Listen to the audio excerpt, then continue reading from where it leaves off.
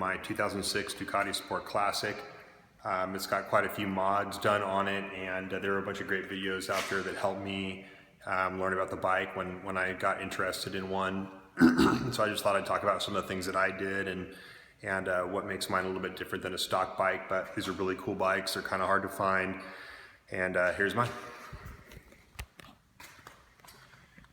So first and foremost, let's just do a perspective shot on the bike so you can kind of get a sense of what this looks like relative to a stock bike if you're familiar with it. So again, it's a 2006 Ducati Sport Classic Monoposto. Interesting story about the bike is I started getting into the cafe bikes a little bit. I saw some of the custom bikes that were floating around out there from companies like, guys were doing great work with CBs, they were doing great work with Yamahas, and then so I started looking around at these different cafe racer style bikes, and I laid eyes on a Ducati Sport Classic with a Zard exhaust system, and I just thought, holy shit, that thing's super sick. So I started trying to find one. I found out they're really hard to come by. You know, they were just kind of expensive, they were appreciating, they were hard to come by, they were, you know, a lot of them were clapped out or kind of in rough condition, but I'll try to give some good perspective shots here. But I'm really pleased with the fact that I was able to find a bike. I really like the mods. I'll go through the mods very shortly, but I posted an ad to Craigslist. Some guy answered it from LA. I live in San Francisco, up in the North Beach, Telegraph Hill neighborhood, and my want ad was like, hey, looking for a Bay Area bike in black, and let me know if you have one to sell. And this guy hit me up and he's like, well, I live in LA, I have a red one, but the price was really good. So he sent me some pictures, we talked about it, we put a deal together, and I wound up getting a really great deal on a red version of this bike in red, but it had about 6,200 miles, maybe 6,500 miles. So I thought, all right, that'd be a really good project bike, starting with the red as a base. I'll do a conversion to black.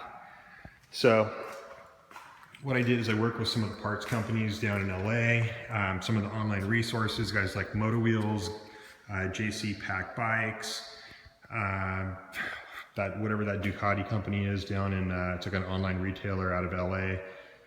Totally slipped in my mind because I haven't been ordering parts for a couple of years, but so I've had this bike for about 4 years. I'm finally getting around to talking about some of the mods and doing a video. So I'm gonna forget half the shit that I did probably, but here we go. So I like the mag look for the wheels. The original wheels are super heavy. They take tubes. They are aluminum, and they have aluminum spokes, and they just look cheap and shitty. So for me, I kind of deviated from the retro look a little bit, went to more of a mag look wheel, and so these are from OZ Racing. So these are black OZs. You can see I've moved to a nitride coated fork, a fully adjustable front fork from a Ducati Monster S4. JC from JC Pack Bikes, a guy that I think it probably wound up bugging the living shit out of because I asked him so many questions. Hard to see, but he supplied me with these really awesome fork protectors.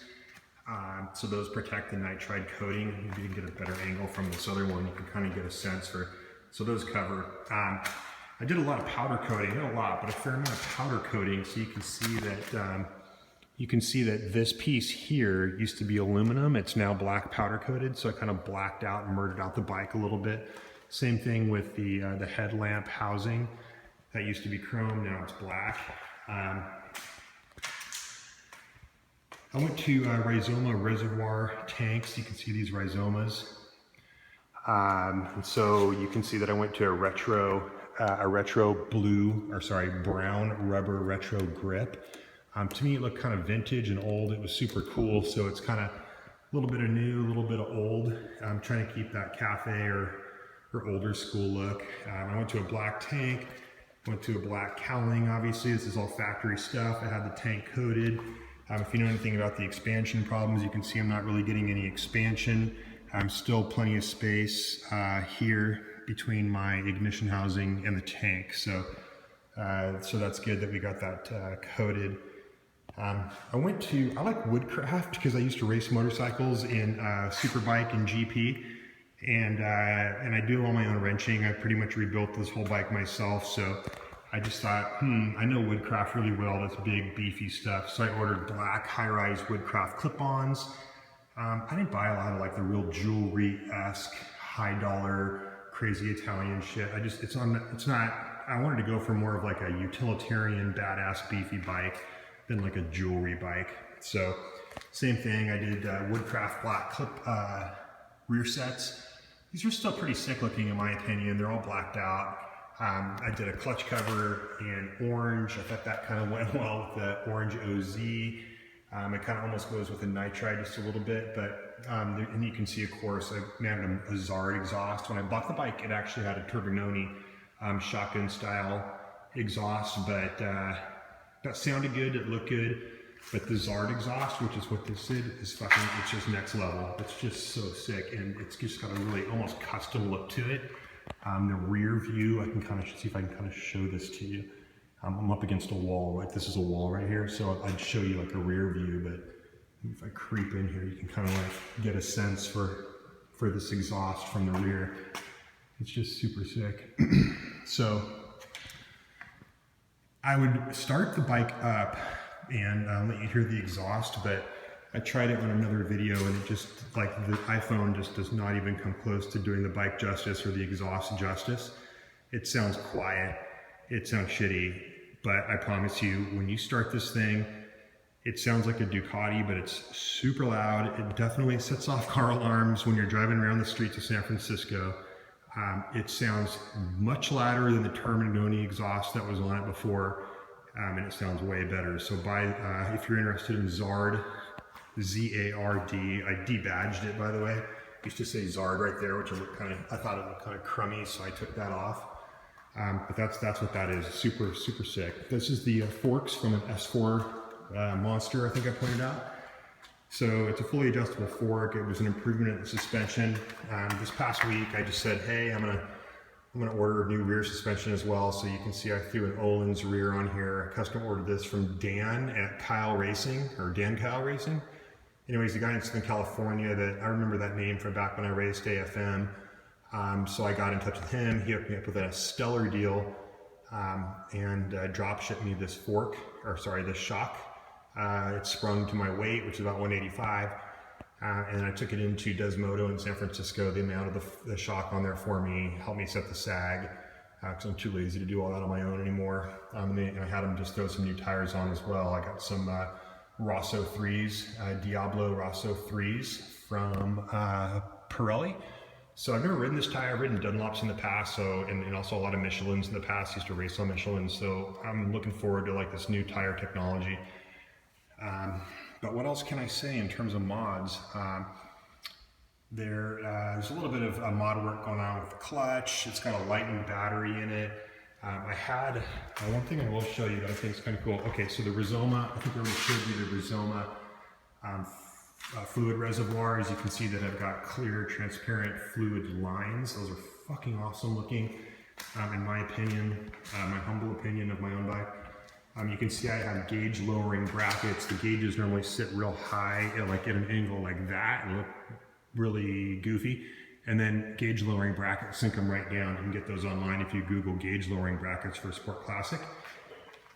Lastly, before this video gets even longer than it already is, probably too long, you can see that I modded the stock rear tail light answer here. It's like, how do I explain this? So it used to come out way longer. In short, I went to a metal fab shop. I had them slice the bracket, take a big chunk of the bracket out, then re-weld the license plate mounting section onto this bracket, and it cleaned it up, it tightened it up while still keeping more of a retro look. Some people get that, I don't know what it's called, but it's like an LED light bar under there. It does not belong on a Ducati. It looks like shit. Take it off your bike. If you have it, just kidding, to each his own. But I really dig like this kind of the original look of the big goofy lights on the tail cluster there. I just think it's kind of cool, definitely retro. Not overly done in LED, like modern technology just doesn't fit on this bike. So, but don't listen to me. I put modern wheels on an old bike, but I think it works. It looks kind of, still has that cafe racer vibe. It's It's got the right feel. It's loud with that Zard system. Couldn't be happier. Love the bike. So if you're out there and you're taking a look at sport classics, hopefully this inspires you just a little bit. And that's it, man. That's my bike. I was down here in the garage. I washed the bike. I washed the car. Everything was looking good. So I just thought I'd shoot this quick video. So I hope this is helpful, and take care. Peace.